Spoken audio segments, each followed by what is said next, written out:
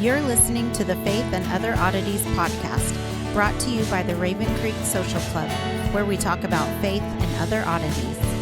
For questions, comments, or to be part of the conversation, join us on Facebook, Twitter, and Instagram, where you can find us at Raven Creek SC. Now for your hosts, Emily Dixon and Nathan Underwood. Hey everybody, welcome back to Faith and Other Oddities.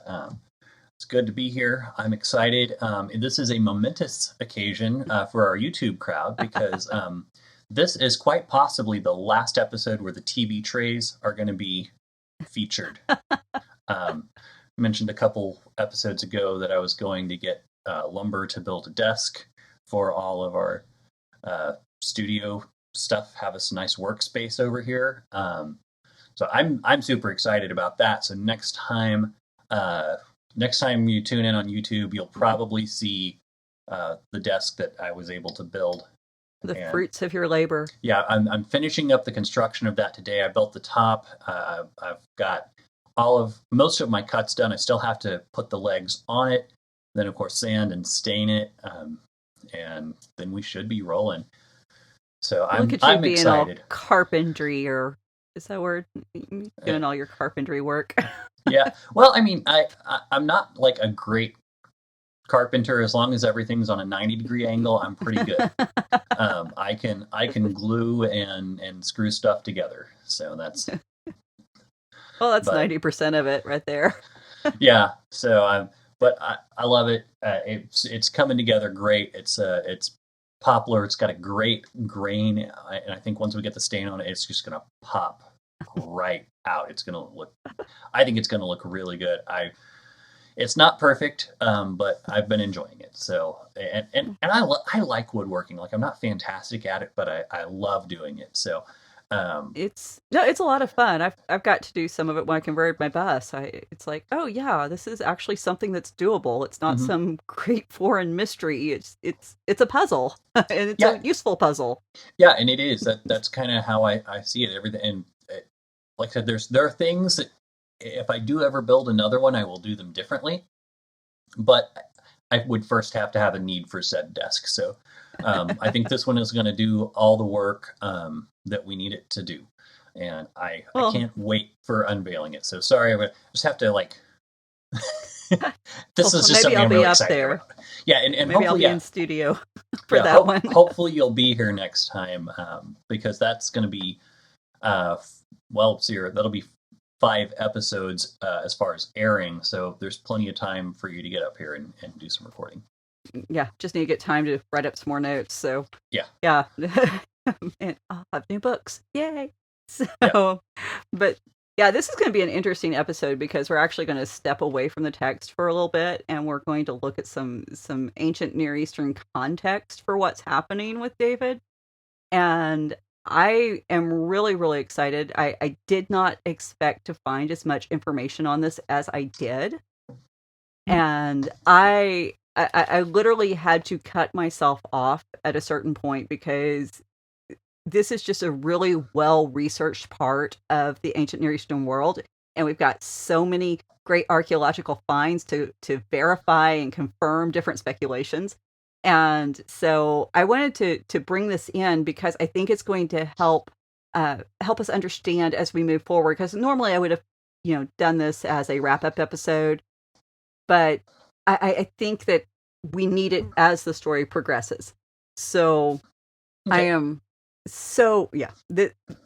this is fascinating, and I've already actually sent it to TJ in the paddle store because he's working on a project, and I thought he'd find it useful, and he was totally excited about it too. So I think everybody's going to enjoy it. But you didn't send it to me. Well, I know you don't get a chance to read. You've got hoodlums running around your house, so I figured out a way around some of this. You paste it into an email, send it to my work address, and then I can have Cortana read it to me. Oh, that's a good idea. Okay. Well, we will be getting the links out there for anybody who wants to read this. Most of this is coming from a paper written by John Curtis Franklin. He wrote this paper for the Center of Hellenic, I started to say Hellenistic, but Hellenic Studies at Harvard. So it's a good, solid source. This was published in 2006. You can look it up online. It's available for anyone who wants to read. It's over 500 pages long, so it's not a light read. It's something you're going to spend some time on. And basically what he's doing, the title of it is, I hope I'm going to pronounce this correctly, is Kinras, the Divine Lyre. Again, Lyre, not a politician. Franklin traces the use of the lyre from the earliest known references in Mesopotamia all the way to its arrival in Greece and its associations with the god Apollo. Now, I limited myself to those things that were written before the time of David and contemporary with the time of David. Yeah, so, because, we get into stuff with Apollo, because we all know I say we all know, but it's popularly known that, he is the god of music and prophecy. Yeah. And so there's some really great things to go into there, and we may pull some of that in later at a different date. But, we're just getting started with David, so I figured, let's just start at the beginning and kind of stick to that with this. And so when I say we're starting at the beginning, we're talking from 33 to 2900 BCE. And remember, when you're talking BCE, the numbers go backwards. So the bigger the number, the older it is. And so this is where we really begin, and we start to find that instruments, musical instruments, are deposited in sacred sites like temples, and they are considered to be sacred themselves. Mm-hmm. And around 2600 BCE, we began to find instruments included in god lists. Now, these lists would include not only the names of gods and goddesses, they would include divinized objects. So you would have like crowns and jewelry and temple foundation pegs, the doors of the temple, and any potteries or vessels that were used. But also we're finding musical instruments, specifically the lyre, included in this. And when these objects are included in this list, they contain what's known as a divine determinative. And this is a word that would include the name of the god that these objects were being used in service of. And we find this in the Bible. So, like with Bethel, that's a place. And so Beth El, house of El, or Babel, the gate of God. And, we've got so many names in the Bible of individuals that include, a descriptor of God, Daniel, Michael. All the ones that begin with El has God's name at the end. All the ones that have the Yah, the like Yeshua, I'm saying that wrong, but to give you an idea, those include Yahweh. So they were included. These musical instruments were included with this divine determinative. Can't even talk today. It's to let you know that these items aren't just being used by the gods, but they actually, in a lot of ways, are functioning as a god, and they would receive the same kind of treatments. They would be dressed, they would have jewelry put on them, they would receive sacrifices, food sacrifices, fruit, oil, spices. All of these things were done for the instrument, not just for the god. That's okay. So it's really funny that, because I'm a guitar player, and you're talking about they're dressed up and they're ornate. I'll send you some. I'll try to remember to put some links in the show notes to some really cool looking fancy guitars. That's what I'm thinking of, like Paul Reed Smith Dragons, and Martin makes every year they make this one-off or limited edition Martin that's just basically covered in abalone and mother of pearl everywhere. And that, like when you're talking about them being decorated, I thought of that. And you were talking about food and oils being brought to them. And then I was thinking, we actually, guitars, that's part of maintaining them is oiling the fretboard. And so that's kind of like, that's kind of funny. It's like how much of that was maintenance that they just kind of dressed up in like religious garb. And see, that's a point I wouldn't have thought of, because I'm not a musician. You got all that ability, but no, that's a really good point, because I actually was thinking of, and it kills me because I can't remember this guy's name. I was just it just occurred to me, the tradition of having other musicians, very skilled musicians, sign your guitar. Mm-hmm, mm-hmm. And so, this is very well known in especially country music. And so, the idea that, you're imparting something to the instrument, that may be part of just our human makeup. And so we're going to talk some more about that, because I mean, this goes way back. And one of the things about these instruments that were used this way, that were considered instantiations. How's that for a great word? Instantiations. This is concrete evidence or proof that the divine world interacted with humanity. And it's something that manifests a God's presence so powerfully and so tangibly that the item itself is viewed as an extension of the God. And so we kind of see hints of this in the biblical text. We see that with the bronze serpent, where it becomes worshipped. We see this also with the Ark of the Covenant. And so, how it's used as kind of a talisman, because that's going to bring God's presence. And basically, for all practical purposes, these instruments that were included in these ancient lists and in these ancient depositories, they functioned as a god. And it's really interesting because this is throughout all of the A&E culture, and they really inhabit this unique space within worship. And this is best demonstrated, I think, in the construction ritual. And basically, when they would get ready to construct an instrument, the priest would begin by offering sacrifices and make blessings, because this instrument is going to be used in the service of a god. And so they want to secure that god's goodwill and make sure that the god is going to be with them as they create this instrument. Because I can only imagine what it would be like to build a sophisticated instrument without all the tools and technology that we have today. And because I mean, so many of the mass manufacturers today, they rely on computers to make these precise cuts. Oh yeah. And so. Oh yeah. I spoke to one of the Gibson reps, and we were, because they spend a lot of time in the factories, and one of the things that he said was, people want a handmade instrument. They want to know that the quality and craftsmanship is there, but they said, we did go to some places where it makes sense to use the CNC machine to cut out. He's like, because we've definitely thrown away fewer necks since we started doing that, because you have to get that joint to fit just right. Otherwise, you don't have a very good guitar. And see, this is the reason why I'm glad I'm having this conversation with you, because all of this stuff I knew you would get immediately. Because yeah, and I realize I'm kind of nerding out about guitars specifically, but it's what I do. Got of course the Martin and the Marshall over here, and Well, I knew you loved Mickey whenever you sold your guitar to help pay for the wedding and stuff. So well, that wasn't that. Well, that was to pay for some just to go see her once, but that, yeah.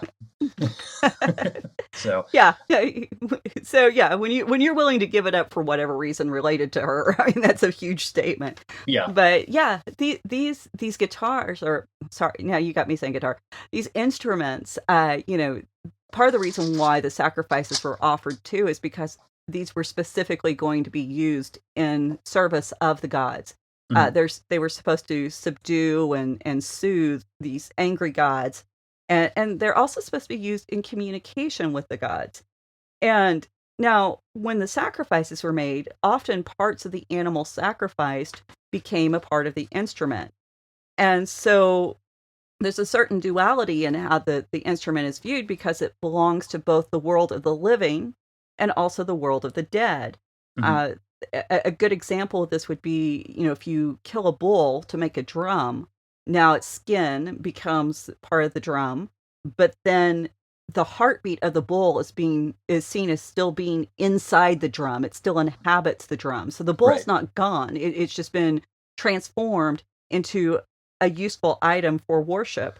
Yeah, and that would also make sense too. Like if the drum head breaks, then you can't use, then it's not effective anymore, and then you would say that, well, the beat of that heart has left. Right. So that would definitely make sense. The instrument essentially died, and so now it has to be replaced. Yeah, that would probably very much be in line with her thinking. But this also made this the perfect means for the living to communicate with the dead and the dead to communicate with the living, because it inhabited both spaces in their perspective. And it's really, I mean, when I say this is fascinating, this is where I geek out. So, but we have this ancient document. It's the building of Najirazu's house by Gudea of Lagash, and it was written somewhere around between 2149 to 2124. Yeah, and I'm sure everyone has a copy of that. Just laying around. Sometimes when we read some of the stuff you reference, I'm like, everyone read that in like kinder, right? Sure, yeah. Well, I'm going to bring forward the pertinent parts for our conversation. Najirazu was a Mesopotamian god, and he's also known as Ninurta. So if you're doing any research in ancient Mesopotamian gods, you might know him by that name. And some people consider him to be the inspiration for Nimrod in Genesis 10. So I'm just throwing that out there. So if you want to do a little more research, Gudea was a Sumerian king.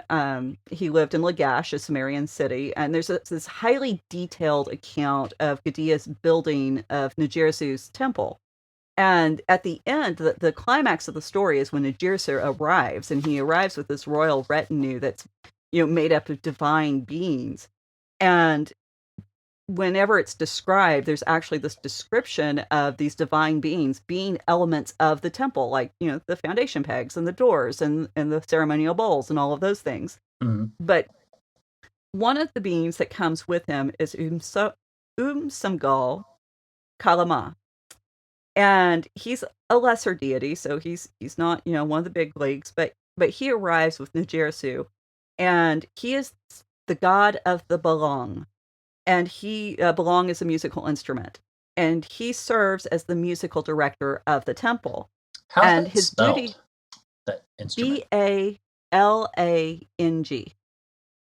Belong. Okay. Yeah.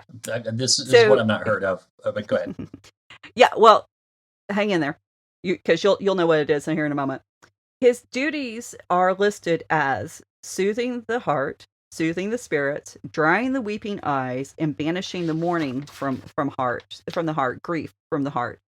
And his name means to return and send, and so it's got this implication of asking and answering, of advising, and just being an all-around counselor. And in Samaria, the belief was that the belong merely echoed the message of the gods. The instrument was activated by the musician, but it was really the god who played the instrument. So all human agency is pretty much denied. The person has no significance in this role. It's all about the instrument. And so when you look at this kind of together, and you realize that kings embody gods, and gods relied on music to be soothed, now it makes sense that kings would replicate this in their royal courts, that they would also want musicians to soothe their hearts. And so we can start to see some of the parallels that was going on in this Mesopotamian text with David and Saul. Yeah. Now, so we're going to move forward a little bit, and this is 2029 to 1982, again BCE, and this is Shulgi, king of Ur. Now, he was known for many civic reforms that occurred during his lifetime. There's also a tale about him running 100 miles in a day, and this is why he was such a great king.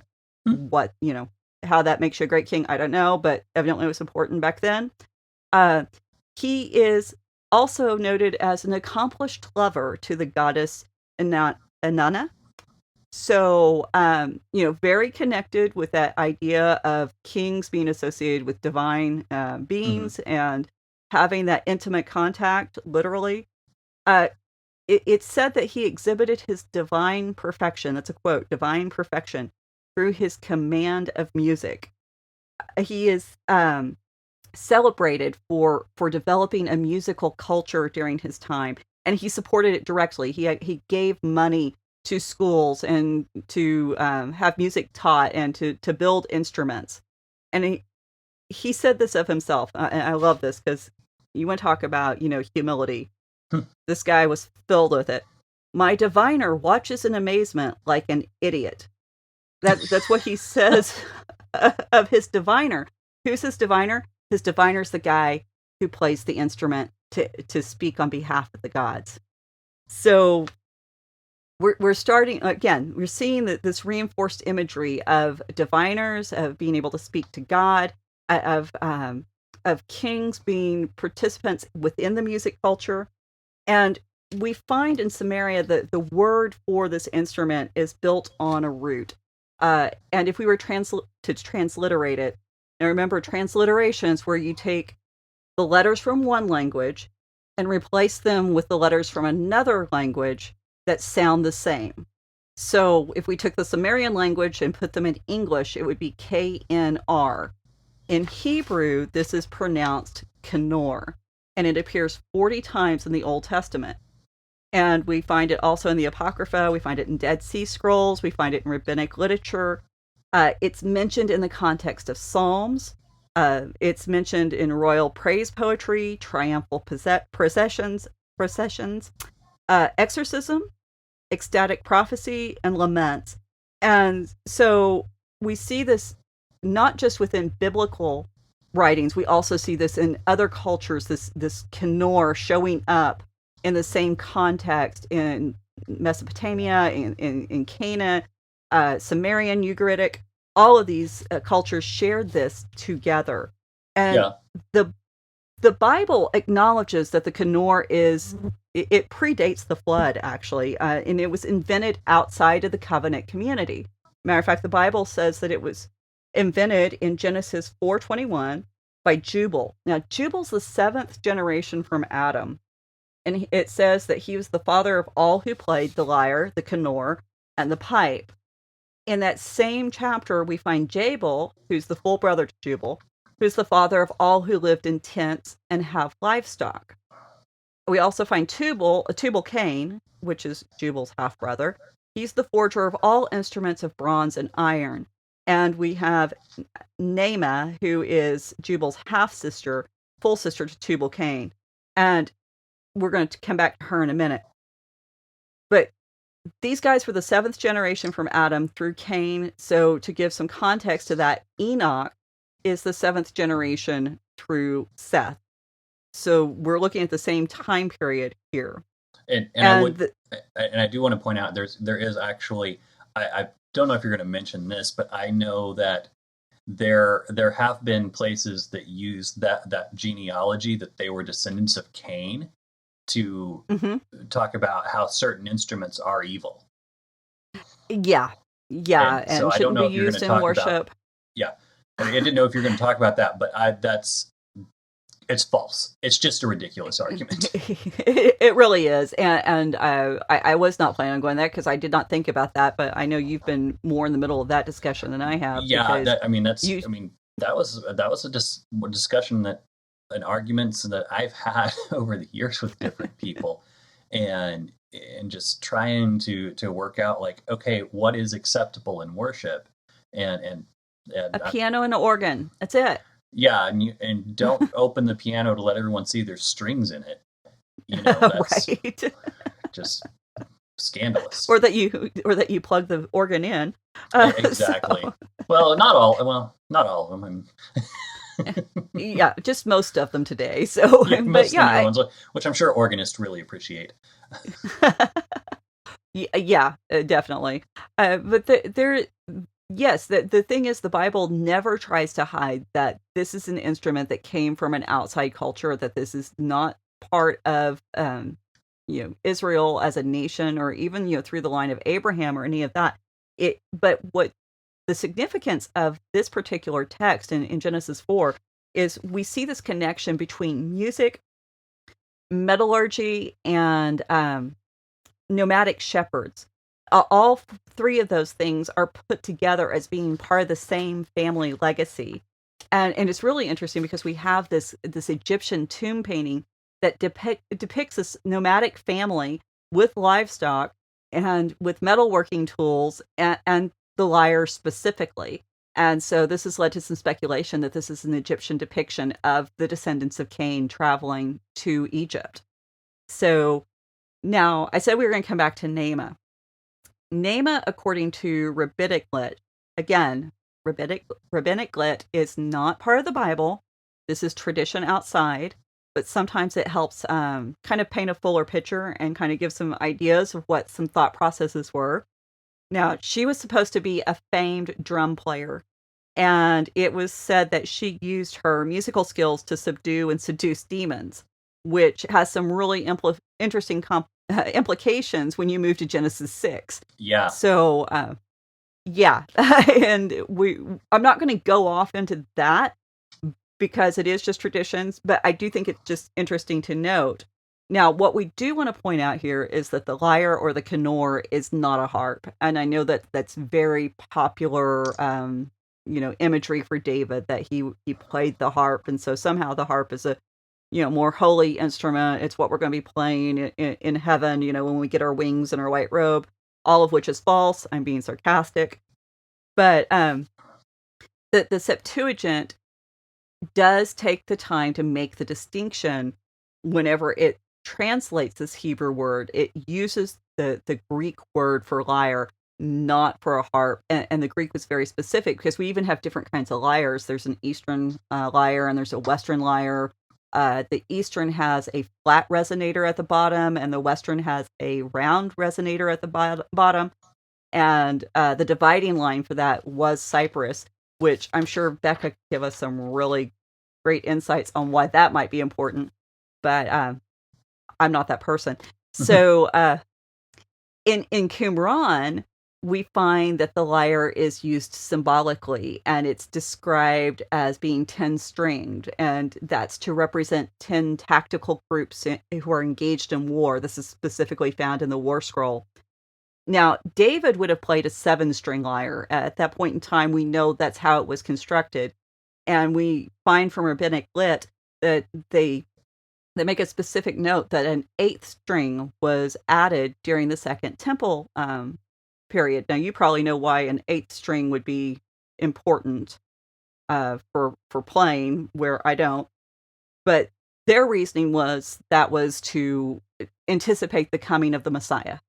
And we know that this is accurate because there's Greek writings that also make the note that it was during that same time period that the 8th string became standard on the lyre rather than 7 strings being used.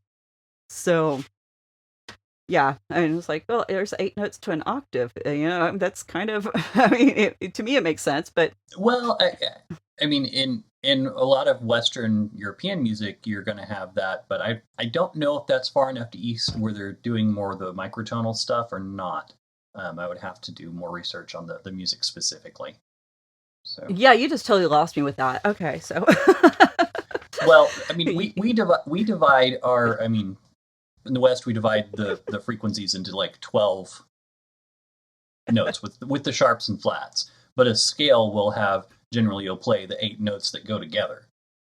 And so in other countries, there's actually other types of music. You'll actually use like what we would call them quarter step notes, like between like F and F sharp, there would be another note in there. So we don't use them in Western music, but other places do. So that's okay. my music nerdery. So go ahead. Well, yeah, it's like me picking apart Hebrew. So yeah. So okay, so there's some music background for you, but it's all this is so weird how it all plays together, and that actually the string number would have a symbolic significance even in Judaism. I think is interesting. But the lyre, we found a lyre back in the city of Elba. This is located in modern day Syria, and it's from around the 2400 BCE period. So that's about 1500 years before David, or 500 years before the patriarchs Abraham, Isaac, and Jacob. And we know from other findings at Elba that the city had contact with so many other cities and so many countries. They were part of several major trade routes, actually. And it basically confirms that the invention of the lyre is very ancient and it's very widespread throughout the ancient world. So the first known mention of the lyre or the kinnor by that title is in a Sumerian document and from Elba, And it specifies that the belong that we spoke of earlier is actually the same instrument. So we know that we can trace the lyre farther back than we have the word, lyre or knor. But the instrument itself actually existed way back when. And so we can be comfortable in saying that when the Bible talks about a lyre or knor, they are referring to the same instrument that we found in those Mesopotamian and Sumerian stories that I just brought up. Now, belong music was important to coronating the king. It served as an accompaniment to the offerings made to the divinized shades. Now, if you recognize that word shades, it's because in Hebrew, it's Rephaim. Like, divinized shade, yeah. Go ahead. This is royal members of the royal household who have died. And matter of fact, Dr. Vance, I saw a post from him recently on Facebook where he said that he would never translate that word Rephaim as shades because it's just not. It doesn't capture the true meaning of the dead royalty, the dead kings and queens. But they would sing this song, and we have part of it preserved. We actually know what this song, what the words were. We may not know what the tune was, but this dates all the way back to 2800 BCE. And so to give you some context for that time period, this is when Europeans have figured out that it's easier for things to be transported with wheels than any other way. Yeah. Sumerians have developed cuneiform at this point, which is why we have a record of the stuff. The city of Ur from the Bible has started working in metal.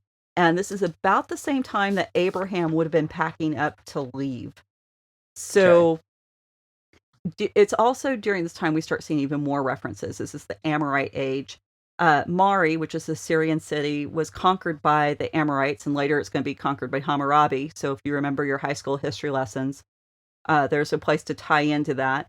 And they record these royal gift exchanges. And these royal gift exchanges would include musicians and their instruments. And in Aleppo, we have this record of a king receiving specifically Benjaminite musicians. And it describes the care and the decoration of all of the instruments. You get a real descriptive writing in there on the instruments and why they needed to be kept in good condition and all of this stuff, where the people are pretty much ignored. The people are basically insignificant. But, if you're royalty, you probably know, or have people who know how to care and feed and water a musician, right? You would hope. The instrument's going to be a little more unique. Well, and that's the thing. The player, the musician themselves, they just activated the instrument. That was all they did. They did not play the instrument in this viewpoint. They only called the god to start, so the god could start speaking through it. And so, why put any high value on the human being if you have the instrument that just needs to be activated? We also, about the same time period, start seeing records of what are known as lyre girls or knor girls. They're women who are known for their musical ability. They're all across the ancient Near East. So from Egypt to Phoenicia, we find mention of them. Matter of fact, Isaiah 23:16. This is his prophecy about Tyre. He says, "Take a harp, a knor or a lyre," is actually the harp's bad translation. "Go to the city, O forgotten prostitute, make sweet melodies, sing many songs that you may be remembered." So we have a biblical reference to these individuals here. And the Amorites were known for their musical ability, and they moved into Mesopotamia about the third millennia. By the second millennia, they were ruling everything. And, we've talked about the Amorites in previous episodes, but the Amorite kings specifically were praised for their musical ability.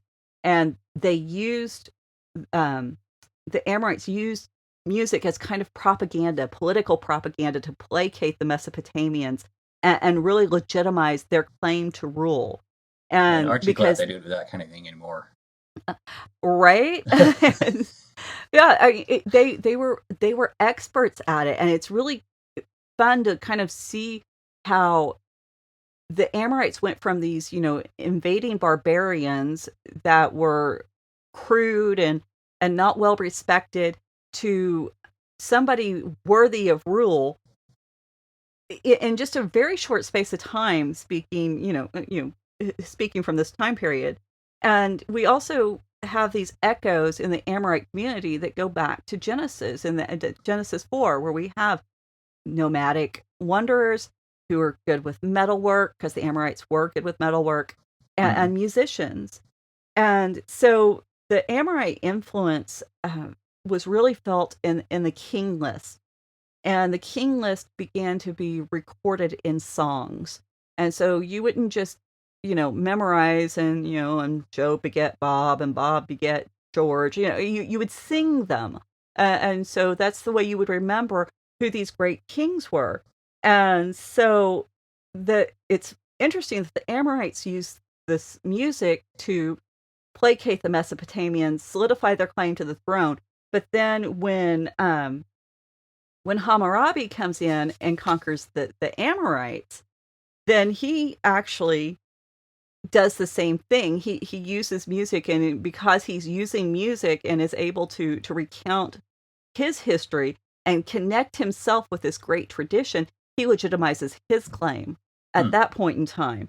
Oh, and so, I mean, already the evidence is overwhelming that royalty and authority is very bound up in this idea of musical talent and musical gifting. And Hammurabi actually commemorates, he celebrates and honors the Amorite kings in his hymns, which we still have when in a dedication to the Temple of Nergal, which is in Babylon. So this is going to play into our story of David and Saul.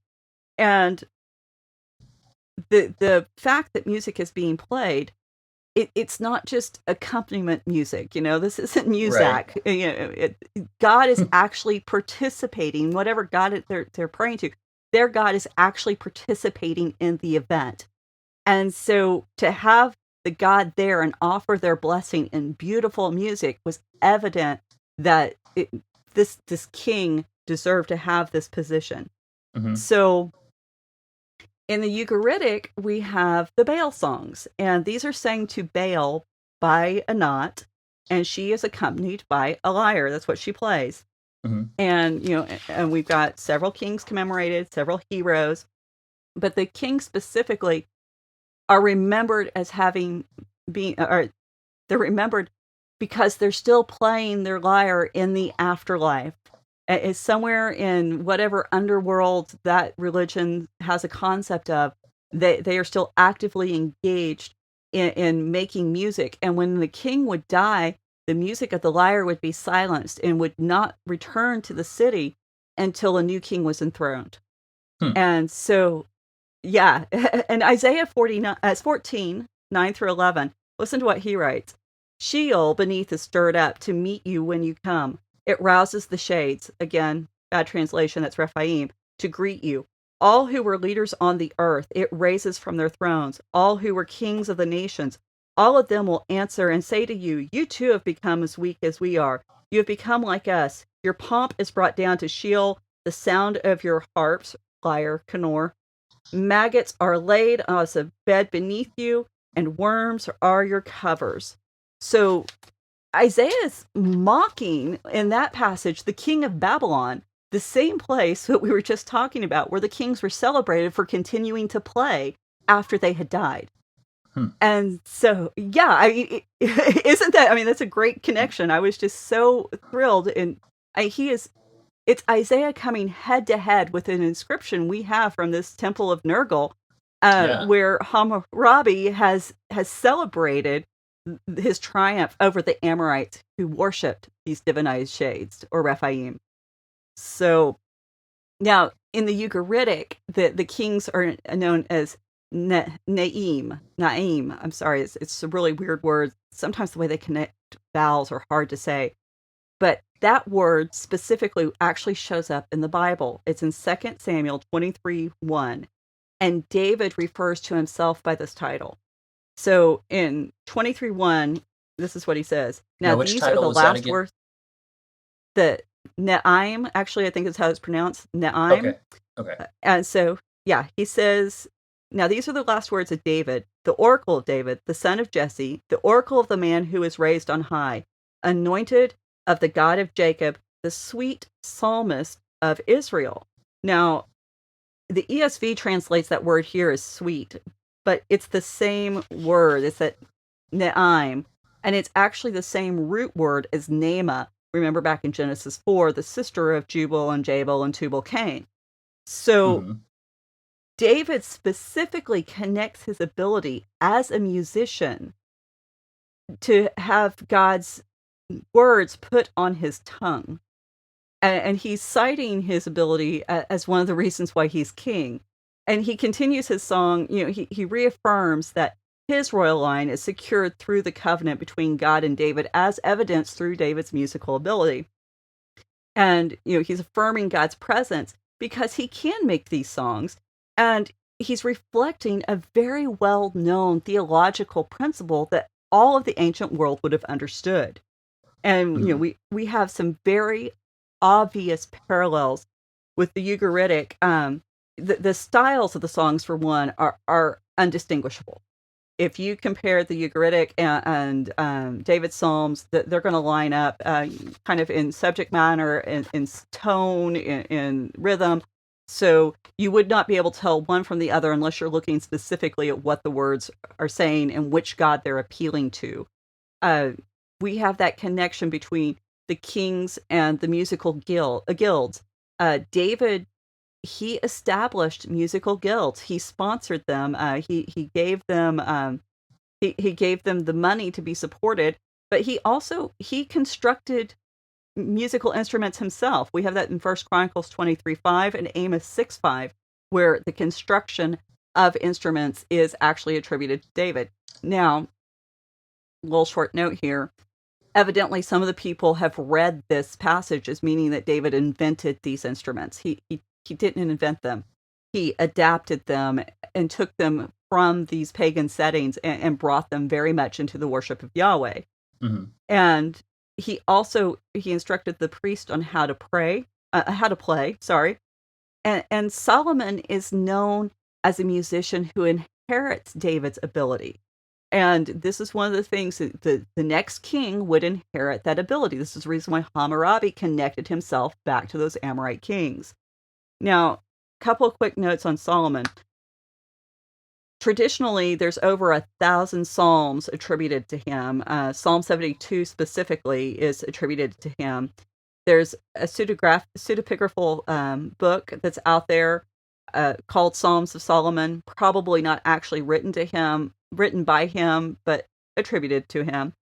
And this has led to some interesting speculations that when Saul was marrying all of these women, that he was actually marrying these... Solomon, yes, sorry. Too many S's. He was marrying these women who were trained to be temple musicians. That these lyre girls that had been traded around and had been mentioned in Isaiah, that he was bringing them in. And so it was less of a marriage and more of assembling the band. And so, but now he's got these women who have these skills, but where do they practice their skills? They need a place to be able to do that. So building a temple would be significant for them because that's part of their foundational identity. So this could explain why there are so many temples that he built on behalf of his wives. And it also might be a cautionary tale about dating a musician. I don't know. So, it's, I guess it just goes to show you that, people sleeping with the band members is a long-standing tradition. Is that what we're... Sorry, it's a terrible joke. But it's true. I mean, that's... You cannot watch TV, a movie, read a book, or, know anybody who plays a musical instrument and not realize this is true. but yeah, those are ways that these are connected. And another way that the Davidic and Solomon connection with the ancient Near Eastern cultures is displayed is that these songs are deemed prophetic, and at least they had the potential to be prophetic. And the idea that as somebody was singing the song, that God would move and then God would speak through this person who is playing this instrument and singing this song. If you go to just Psalm 108, it's designated as a Psalm of David, and it begins with the declaration from David. He says, I will sing and make melody with all my being. I will give thanks. I will sing. So he's making it very clear. David is the one performing the action. But then in verse 7, the language just abruptly changes, and it's God speaking through David. And we know that Psalms are prophetic because, Jesus quotes the Psalms 11 times whenever he's teaching and showing us how they can be used prophetically. So we also have 1 Chronicles 25, 1-5, where David's musicians are talked about, and they were appointed to prophesy, not just to play music, but specifically for the purpose of prophesying. Mm-hmm. And one entire family in that list is set apart even further, and they are called seers. And they have the ability to see into that spiritual world. And that's the same title that we've been talking about that has been used of Samuel throughout that book. Yeah. But, you cannot ignore the fact that this is accepted practice. David serves as a Kenor healer, a lyre healer for Saul. And this is very much in the keeping of Usumgal Kalama. You gotta love these ancient names. Remember, Usumagal's duties were to soothe the spirit, soothe the heart, dry the weeping eye, and remove mourning from the heart. And so this is exactly what he does for Saul, what David does for Saul. And I think it's arguable that David is still doing it for many people still today. So that's a testament to the significance of what David accomplished with his lyre. Yeah. And there's what's really interesting in that is in his interactions with Saul, David really is proven to be superior to Saul. Anyone familiar with the contributions or the conventions of that day would know that David surpassed Saul as a king and spiritual leader because he was able to play the lyre. And this may have been what tipped Saul off to say, he's the one I'm going to have to watch out for. He's the one that I need to be careful of. And, remember Shulgi, the king of Ur, when he boasted of his musical abilities, that his diviner looked at him like an idiot. The king was supposed to be the one who was the best at worship. Mm. And this is it's very interesting. This is one of the few ways that Saul is actually different from kings from other nations. But David is like a king from another nation. So I think that's a really, really unique flip there that you don't expect. Yeah. Now, Franklin, he makes the suggestion that David is not a king who plays a lyre, but David is a king because he can play the lyre. And that the idea that the king who represents a god should have an intimate enough relationship that a god should be able to speak through him. Mm-hmm. Again, we're seeing this ancient Near Eastern culture. We're seeing this in Israel. And that's significant. This is evidence of why David is such a great king.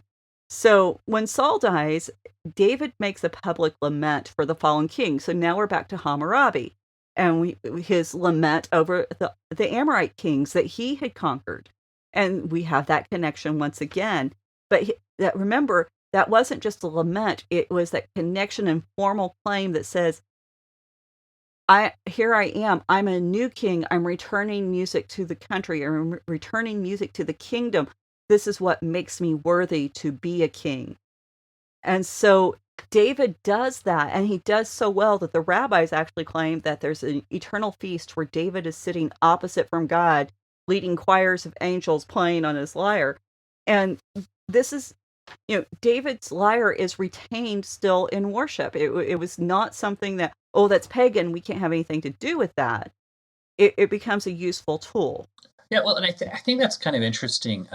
The king would brag that he's returned music to the country, and that's why people should appreciate him, because you almost kind of have that same kind of sentiment echoed in I don't know if this is actually, but it's constantly attributed to Churchill when they talked about cutting arts funding, and he said, well, if we do that, what are we even fighting for?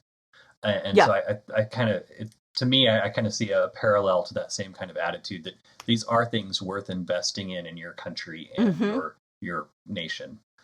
So, well, and to think that God actually created a spot within His covenant community that songs and using instruments and singing were going to be such a fundamental part of drawing near to Him.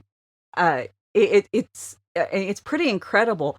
And, it would be real easy to look at this and go, oh, okay, they're just being like other nations. They're just doing what they know to do. But there are some distinctions in the way Israel, practice this versus how other nations practice this. Because in Israel, David's lyre is not a magical thing.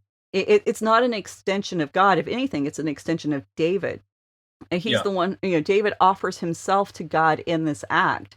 And he engages with God, not because that God is present in this lyre that David has control over, but that by approaching God in praise and in worship, that God would draw near. And, one of the things that we find with the Ugaritic myths is that Anat very clearly in one of the songs makes this warning that musicians should not think higher of themselves than what they are, that they are nothing because it's not them who plays. Where David is remembered as a skilled musician, his ability is never denounced, it's never downplayed, and we saw that in even in the passage we just went over, where what's Saul looking for? Saul's looking for someone who's skilled in playing, and that's exactly how he's described. It is that invitation that David offers, that not just, for Saul to engage in worship, but offers for God to say, hey, come into this presence. And the Bible always gives full credit to the person who is pursuing God and is attempting to open that door. And, that's what makes all the comparisons between the biblical text and ancient Near Eastern texts so unique and so special is because humans are either an afterthought, they're servants to do the dirty work that the gods don't want to do, or they're just a bothersome trial that the gods want to get rid of. Where within the scripture, humans are invited to participate, they're invited to be a part of God's plans. And when they are, then God elevates the person, not the lyre. Matter of fact, here's evidence, and this is one of the reasons why I'm so glad there's that mistranslation of the harp. The evidence that the instrument is not the significant thing. Otherwise, we would all know that it's a lyre and not a harp. If the emphasis had been put on that, then we would have never got the name wrong.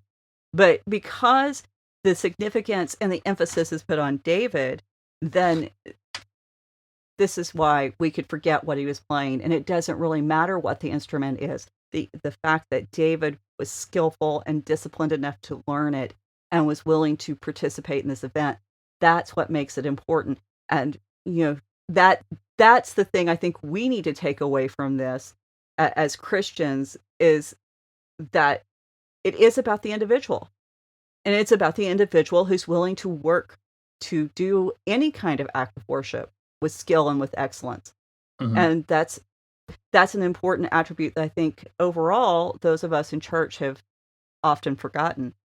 So that was kind of the background information I wanted to offer, because it was I just, it's fascinating that, Mm-hmm. we see a deliberate counterfeit in the other religions that could have actually robbed us, and it has robbed some parts of Christianity of this great gift of music. Yeah. So, but that's And that. no, Do we have time to jump into some of the paddle store stuff? um, Oh, go ahead. yeah, You had something to say about David? we got, well, had some, I was just kind of basically going to kind of say, yeah, that's some interesting stuff. There's a lot of background here that, because we're not in the culture, we don't look at it the same way. And so I like that. So we got maybe about 10 minutes. I don't know how much stuff you've Okay, got so from the paddle store, but I may have to divide this up a little bit, but I figured we had a little bit more time than what my counter is showing. So because this was such a weird passage about David and King Saul and that evil spirit, and I asked people to kind of share with me what aspects they would like me to address, and I chose 4 suggestions. I didn't choose all of them because I think either everybody else's questions were answered within the context of our previous discussion, or they're going to be answered in here. So if I didn't get your question, I still love you and you aren't any less important, and we'll probably get to you sometime later. So, but Josh, I'm not going to give last names because I don't know if they want them out there, but Josh actually brought up Messianic Promise and Exorcism. Now, if you paid real close attention to us going through that story, I never used the word exorcism. Because this, sorry, you didn't see that. I've got a fly buzzing around me. So why bring it up now? That's the reason I'm bringing it up now is that this passage has often been cited as the first exorcism recorded in the Bible. There's a problem for that. It 100% does not meet the criteria for an exorcism. It just does not. The number one issue is it's not a demon. And so if it's not a demon, you have difficulty performing an exorcism. Right. We're told this is a spirit from God. As Carmen and Dr. Vance noted, the word shadim or shed is not there. That would be the Hebrew for demon. Exorcisms are never explained in the Old Testament. If we're relying on the Protestant canon, then it's just not there. However, if we broaden our source to include the Apocrypha, which is found in most Roman Bibles, and we have the Book of Tobit, then we do have an exorcism, and there's this lengthy discussion and description on rituals that are used to expel demons, and that's spelled Tobit. You can find it online. You can read it. You can buy copies of it on Amazon. I'm not going to go into it. But if we expand our material, our source material further, Josephus gives us several formulas and rituals practiced by the Jews to expel demons. And we also find in the Dead Sea Scrolls several incantations for exorcisms. The Jews were just well known for their ability to perform exorcisms, and this was before the time of Christ, and even after, actually. Matter of fact, Origen says that the Jews have a special, quote, special talent for it. And they were so respected that we have Greek writings that record Egyptian exorcisms that appeal to, quote, the God of the Hebrews, Jesus. So, exorcisms were very much a part of the fabric of the culture, even if we don't have any Old Testament references to them. And so, despite the fact that this episode with Saul is not about an exorcism, the whole practice of exorcism is often linked to this, and this goes back to traditional sources. We cannot avoid that because, you hear evil spirit, your reflex almost is, oh, it's got to be a demon. And right. I think we covered why that's not possible. The second reason why this can't be an exorcism is an exorcism involves prayer, incantations, oath, just other ritual ways of trying to gain mastery over the demonic forces. Now, if you read Jesus' accounts of when he confronts demons, he doesn't do any special prayers. He doesn't use any special words or formula. There's no incantation. He just commands the demons to leave, and they have to obey. So in some ways, it's kind of fitting that Saul and David's situation be confused with an exorcism, because Jesus' experience is often confused for an exorcism. And that's the thing. What Jesus did was so scandalous, because it's not that he cast out a demon. Everybody was doing that. Okay, maybe not everybody, but lots of people were doing that. It was because he didn't follow the proper protocols. And by not following the proper protocols, he's declaring more authority than any human being has right to. So this is kind of where the connection starts to fall in. But then also in Qumran, the Dead Sea Scrolls, we find a list of David's writing, and it claims that David wrote 4 psalms specifically for the purpose of exorcism. You'll find that reference in Psalm Scroll 11Q5 for those of you who want to look it up. Psalms 91 is one of the psalms that is believed to be written for this purpose. It's referred to as the Psalm of the Stricken, or Song for the Demons. And it's interesting that this Psalm Scroll also notes that David composed all these through prophecy, which, again, we've talked about David being a prophet. Now, Dr. Heiser spends an entire Naked Bible episode breaking all of that down, so I'm not going to rehash all of that material. Yeah, we should put a link there. And also, he does have, there's another episode, I don't know if it's a whole episode, if it's just in a Q&A, I'll have to do some Googling and try to find it. But he does actually address the casting out of demons as part of the Messianic profile.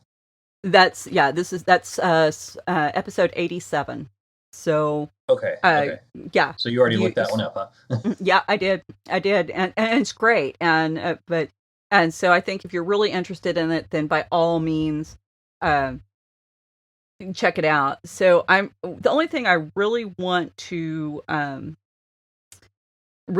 point out from that is that that he does talk about is that in Second Temple literature, Solomon is presented as having extraordinary power over demons. I mean, so much to the point that it's there's a story about how he enslaves demons to actually build the first temple.